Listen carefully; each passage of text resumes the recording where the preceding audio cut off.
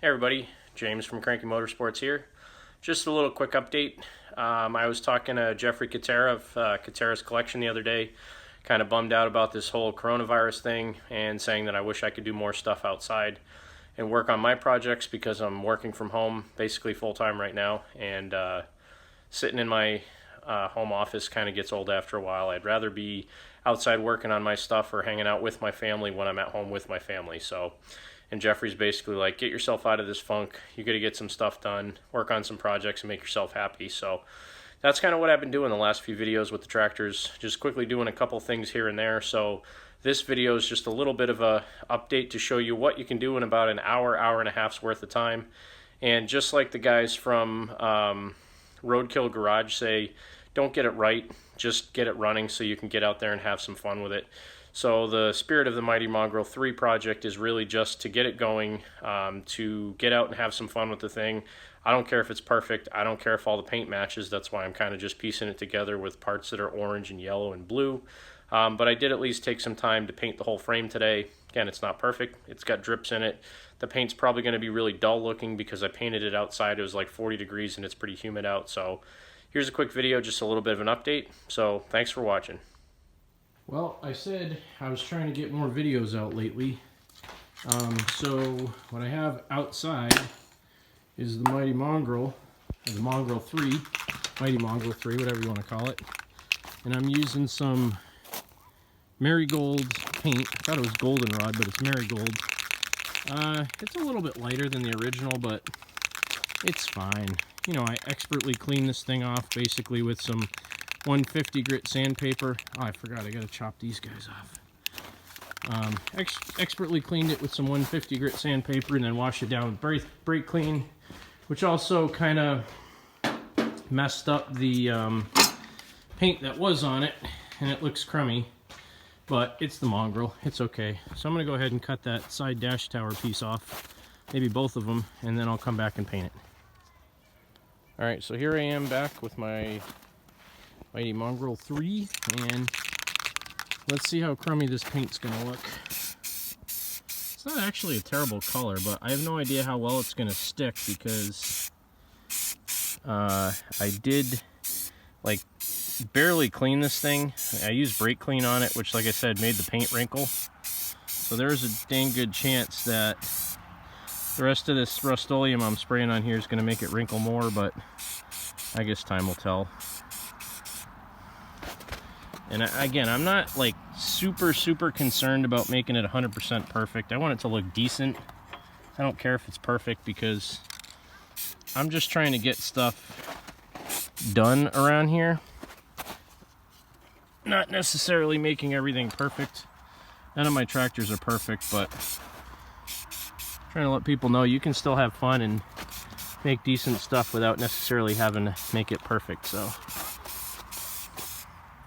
alright everybody, this is going to be a pretty short video today. I did get the whole frame on this thing painted, and it looks pretty bad, I'm not going to lie, but it's the Mongrel. I mean, kind of in the same spirit as the other Mongrel when I painted it.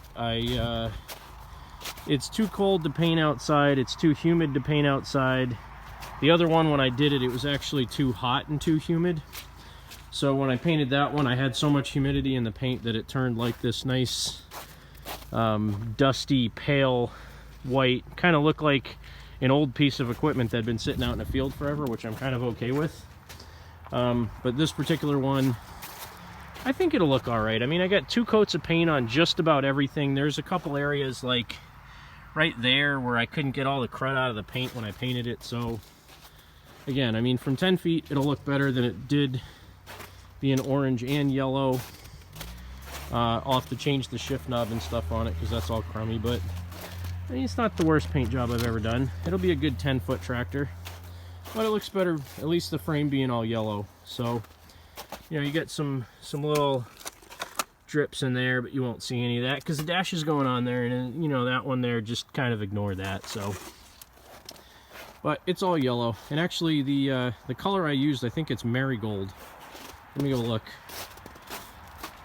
I misspoke in some of the posts online. So yeah, this is marigold, and it's definitely a little bit more yellow than the Sears color. The The Sears definitely has a little bit more tan in it. And if you're repainting the whole tractor, it really doesn't matter.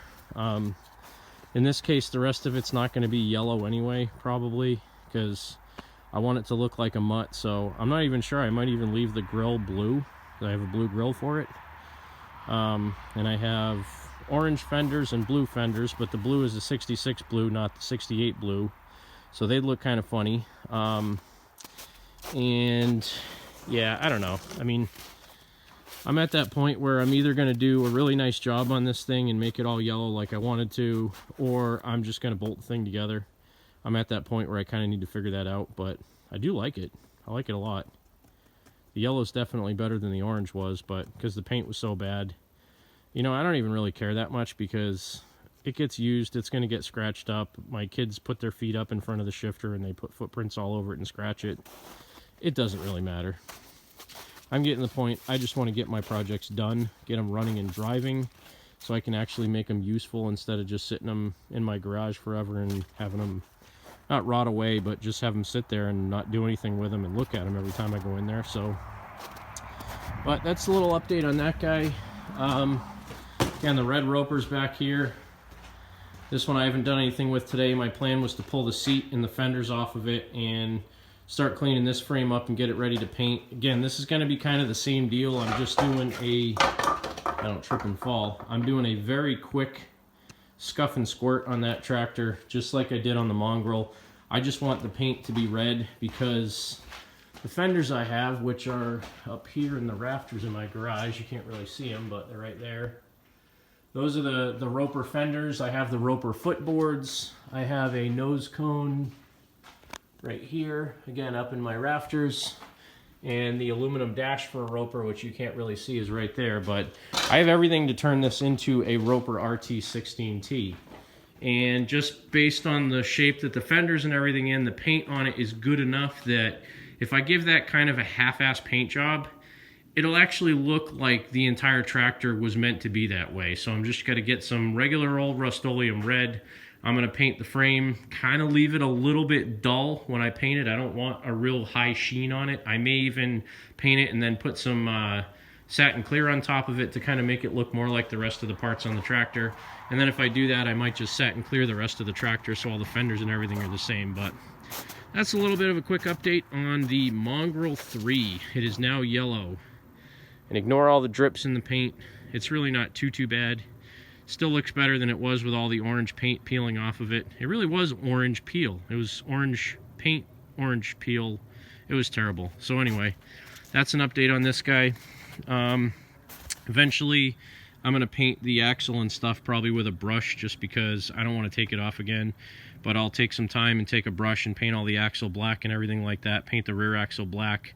Touch up some of the stuff, the shift knob and all that kind of stuff. Obviously, I couldn't get that one off. That's why I just painted it on there.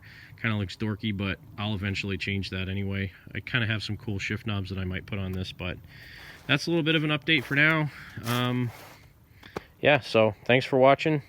Have a great day. Make sure you keep tractoring, keep busy, and stay healthy during this coronavirus crap that's going on.